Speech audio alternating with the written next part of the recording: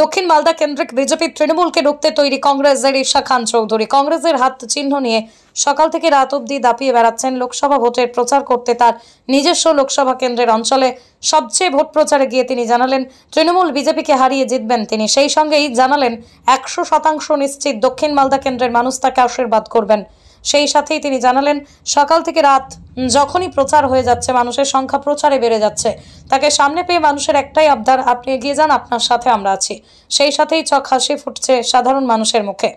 সেই সাথেই তিনি দাবি করে জানালেন 1 নম্বরে তিনি থাকবেন, 2 নম্বরে বিজেপি এবং 3 নম্বরে থাকবে তৃণমূল। শামশেরগঞ্জের দুর্গাপুরে WB365 নিউজে একান্ত সাক্ষাৎকারে তিনি জানালেন নিজের জয়ের ব্যাপারে 100% আশাবাদী তিনি।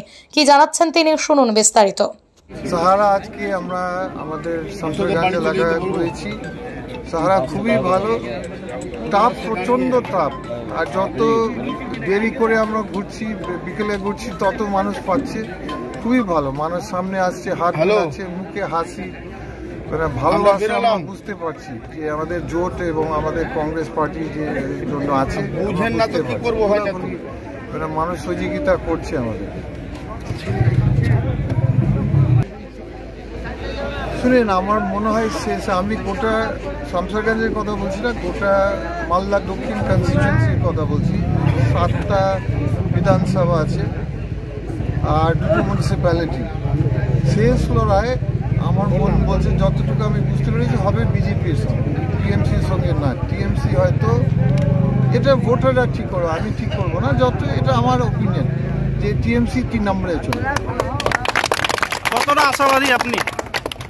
আমাদের পুরো আশাবাদী যে ভালোবাসা, মানুষের ভালোবাসা আমাদের জোট কংগ্রেস পেয়েছি। পুরো কার সঙ্গে লড়াই হবে মনে করছেন আপনার?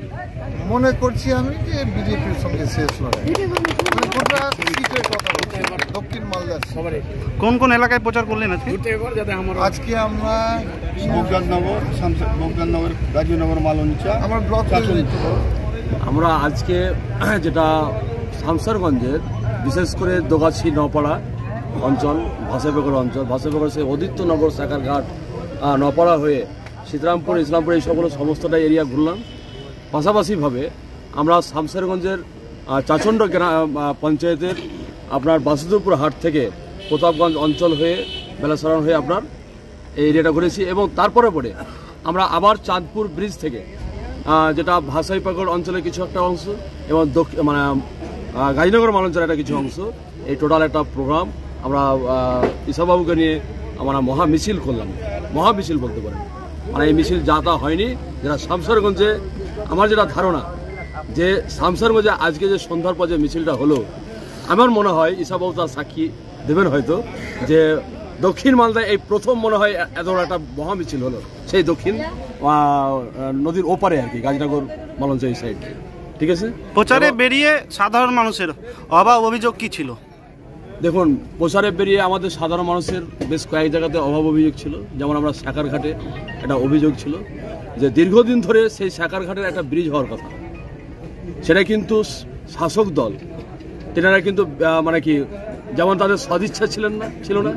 পাশাপাশিভাবে আমরা যেহেতু আমরা ডালুবাবুকে পেয়েছিলাম, আমি মানে বলতে চাইছি এইটুকুটাই যে এর আগে যখন ব্লক প্রেসিডেন্ট আমার মানে আগে মানে একটা সময় ছিলেন যে বর্তমান যে এমএলএ, তিনি কিন্তু সেই উদ্যোগ নিয়েছিলেন একটা সময় ডালুবাবুকে দিয়ে কাজ করাবার।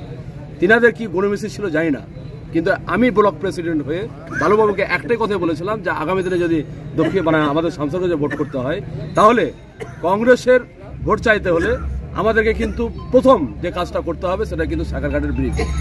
সেই ব্রিজের বিষয়ে কিন্তু আমাদেরকে মানুষ বলছিলেন, আমরা সেটা একটা নমুনা স্বরূপ দেখিয়েছি যে ডালুবাবু এই যে লাস্ট যে মানে টাকা পেয়েছেন, সেই টাকা অলরেডি ডিএমকে দিয়েছেন এবং 1,82,00,000 টাকা পেয়ে এই ব্রিজ কাজ হবে। এটা কিন্তু সেখানে কিন্তু বলা হয়েছে। মানুষ একদম উৎকণ্ঠা নিয়ে দাঁড়িয়েছিল যে কখন ঈশা খান চৌধুরী আসবে, এবং উনি আসলেন এবং তাকে স্বাগত করার জন্য প্রচুর সংখ্যক লোক, প্রায় কয়েকশো, 500 থেকে 1000 লোক আমরা সবাই এখানে জড়ো হয়েছিল। কারণ এখানকার মানুষ জানে যে আমাদের যে লোকাল সমস্যা নদী ভাঙন এবং বিড়ি শ্রমিকদের বিড়ি মজুরি, এই দুটি সমস্যা একমাত্র কংগ্রেস পার্টি পারে ক্ষমতায় আসার পরে সমাধান করার জন্য।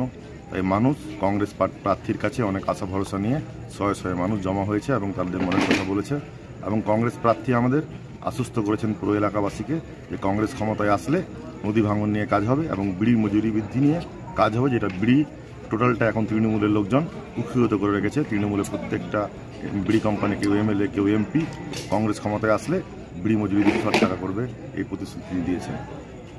আপনার নাম পরিচয়? মোহাম্মদ শাহনওয়াজ খান চৌধুরী, অঞ্চল সভাপতি, নিন্দিত অঞ্চল কংগ্রেস।